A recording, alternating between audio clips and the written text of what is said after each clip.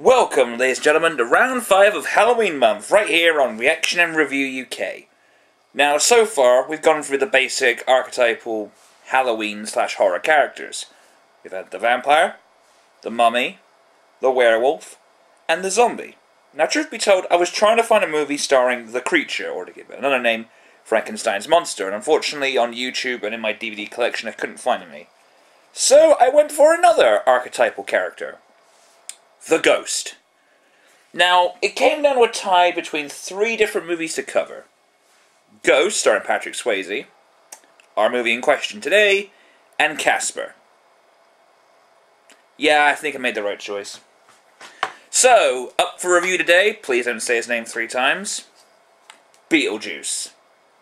This is one of those, as Helsing would put it, a comedy classic. But is it still funny? Because I cannot remember the last time I ever saw this.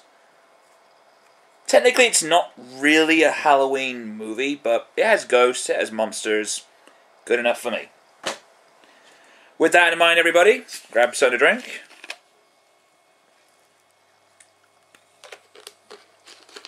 It's time to kick back, relax, and let's watch You Know Who.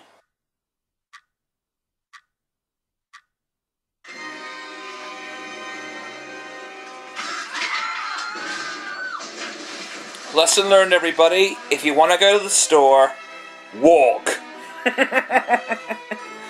Far less accidents that way. Well, maybe.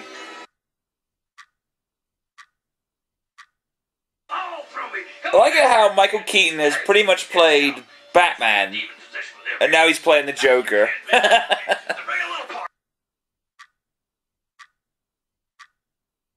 So he's pretty much Deadpool for ghosts.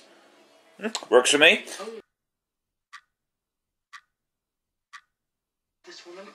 You know the drill.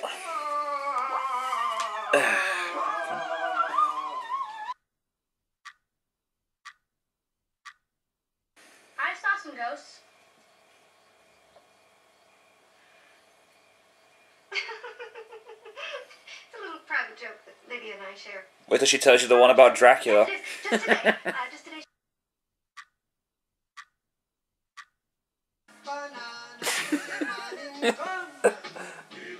I haven't seen this movie in years, and this scene is still silly.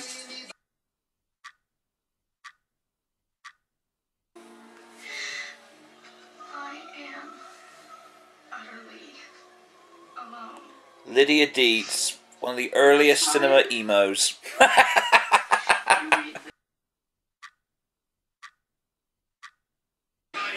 Well, that was You Know Who. Not saying his name, but let's just put a stop to that right there. Alrighty then. Now, it's been a long ass time since I watched this, and did I still enjoy it? Yeah, it's really enjoyable movie, guys. For once, the pros really outweigh the cons here. So, we'll just get right down to it.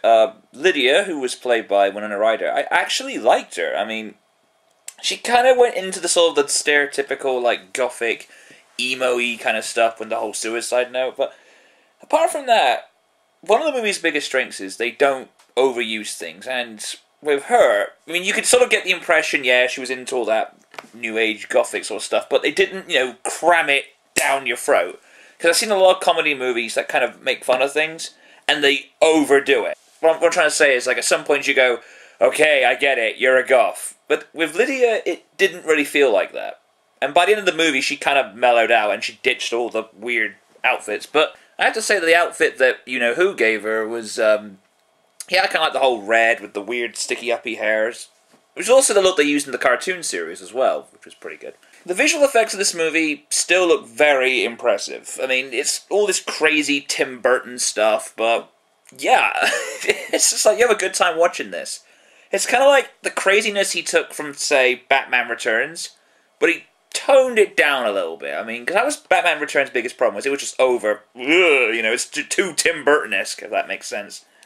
But with this one, it's a nice, healthy balance. I mean, some of the visual effects I really enjoyed was the morphing of the heads. You know, when they pull their heads back and they do all these other crazy things.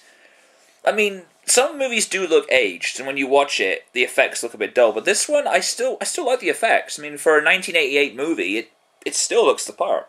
When you've got Danny Elfman as your composer, you are guaranteed a really epic piece of music. I mean, this is the guy who did the Batman soundtrack. And just, Danny Elfman is one of my favourite composers. Just, every soundtrack this guy produces is incredible. So, no surprise, Elfman bringing his A-game again. Really liked it. Michael Keaton was absolutely fucking hilarious. It's kind of amazing how he can go from a character like Batman and then do something like this. It's just... It's that sort of comedic timing. I mean, the way he kind of played the character, he played in this really sort of, I'm talking really fast here, I'm sort of like a cheesy con man, like, you're going to buy the car now, come down here, it'll be really fantastic, it's just, that really dodgy second-hand car dealer, mix almost like a game show host in places, just, pretty good combination. I did describe the character as kind of like Deadpool for Ghosts, but as you get into it, it's more like a weird fusion between The Mask, Deadpool, and maybe a ghost of some descript. So, highly enjoyed his character. Now I want to talk about the writing. I think that one of the major strengths about this movie is it never dragged. It never dragged on too long. Nothing just tended to overstay its welcome.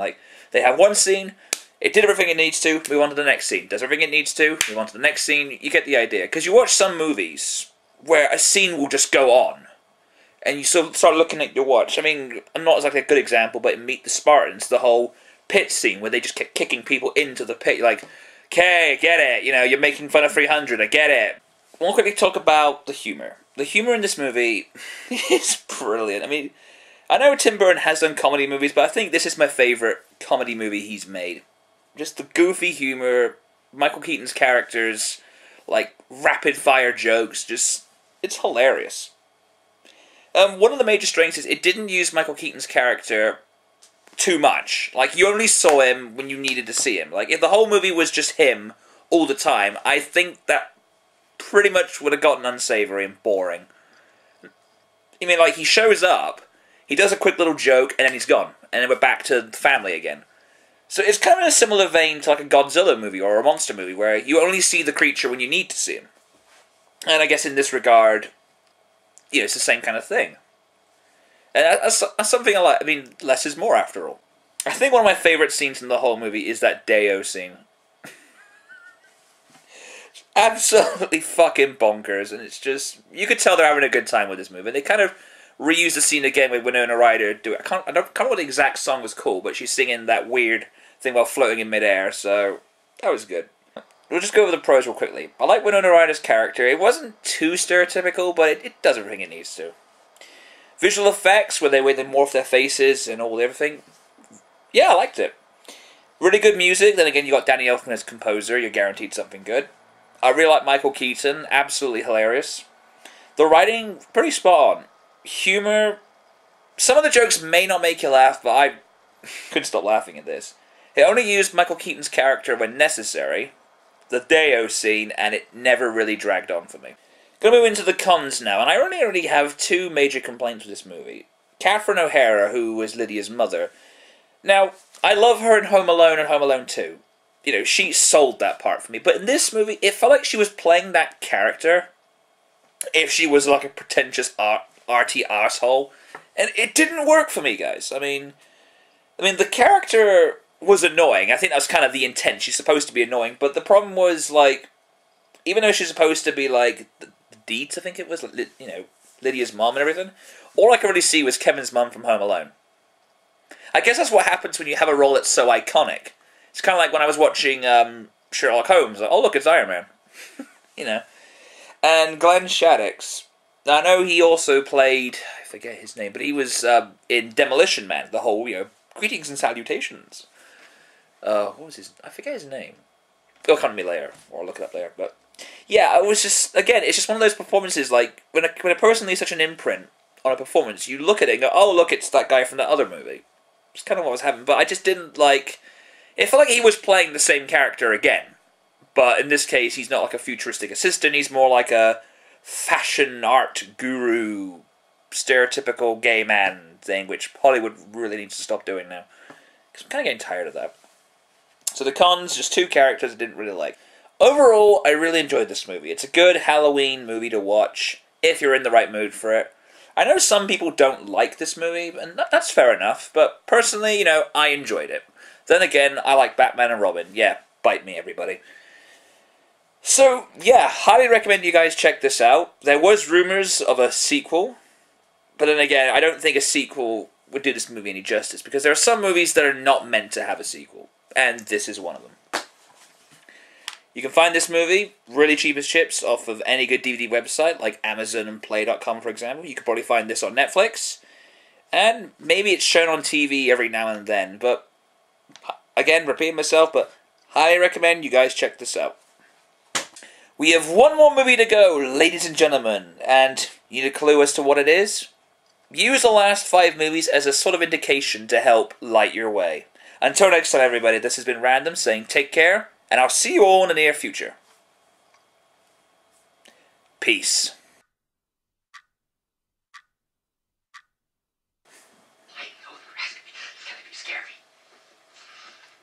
What do you think of this? You like it? Not bad.